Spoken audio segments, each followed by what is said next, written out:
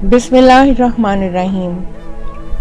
My dear viewers, मौलाना वहीदुद्दीन अपनी किताब राज़े हयात में फ्रेडरिक विलियम II के बारे में लिखते हैं। 1888 से लेकर 1918 तक जर्मनी का बादशाह था।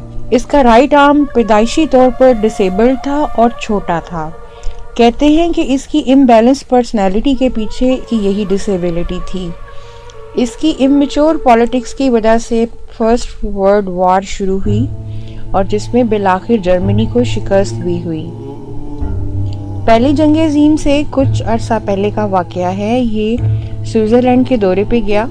ये देखकर बहुत खुश हुआ कि स्विट्ज़रलैंड अगरचे एक छोटा मुल्क है मगर इसकी फौज बड़ी ऑर्गेनाइज, बड़ी डिसिप्लिन्ड है। उसने मुलाकात के दौरान स्विट्ज़रलैंड के एक फौजी से मजाक में पूछा कि जर्मनी की ज़बरदस्त फौज जो तादाद में तुमसे डबल है, अगर तुम्हारे मुल्क पर हमला करते तो तुम क्या करोगे?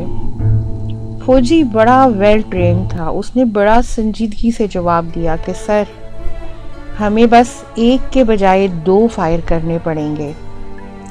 स्विस फौजी का ये छोटा सा जुमला एक बहुत बड़ी रियलिटी शो करता है।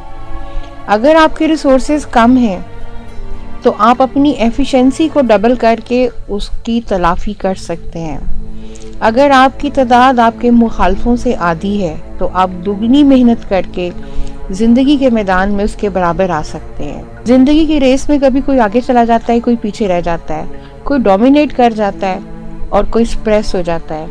मगर इस दुनिया में इतनी ज़्यादा पॉसिबिलिटीज़ हैं कि कोई लिमिटेशन किसी के रास्ते में नहीं आती।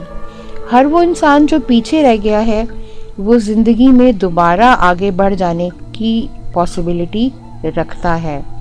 ज़रूरत सिर्फ इतनी है कि आदमी ज़्यादा एफर्ट के लिए तैयार हो जाए।